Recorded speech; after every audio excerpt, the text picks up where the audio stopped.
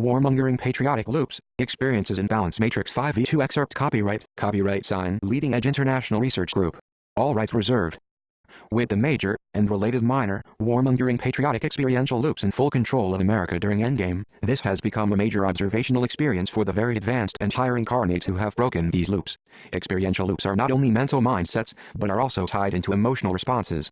Hence, when those who are controlled by the experiences brought on by the warmongering patriotic loops view those who have broken these loops, and those who seek to overtly challenge this segment of the game, the warmongers love to tag such responses as traitor, seditious and anti-American on those who disagree.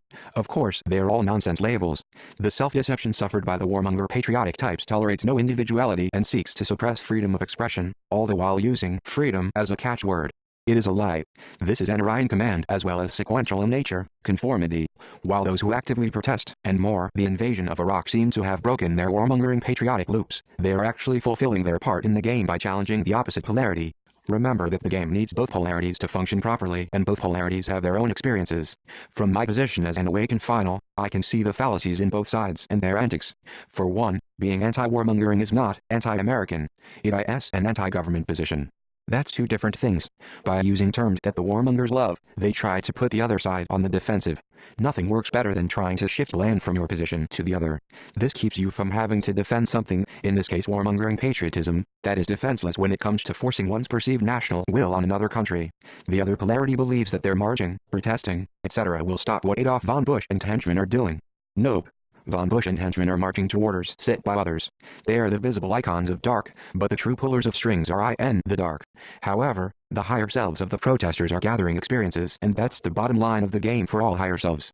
The warmongers' patriotic loop followers use the old tactic of support the troops. This is also bullshit. A good question to ask them is, support the troops to what extent? It isn't like the Vietnam fiasco where you had drafted men doing the killing.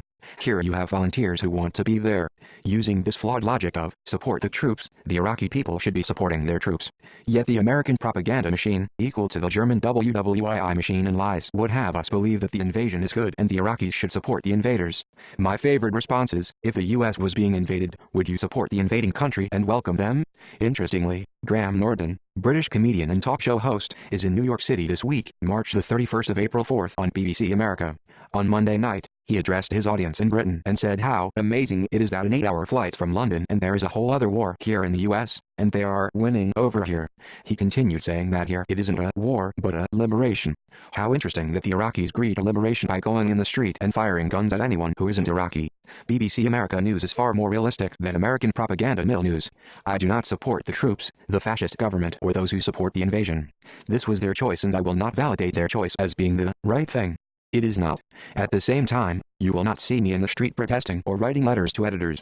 That experience is behind me too. What I do here is give my observations, and that's just what they are. It takes tremendous amounts of spiritual will to break experiential loops. You cannot do so before your higher self has had sufficient experiences in each of the loops. When that happens, you will find the spiritual strength to break the loops. Remembering the laws of the universe and what I've written in Matrix 5 Gold Edition about the nature of balance will assist you in understanding what the balance positions are like.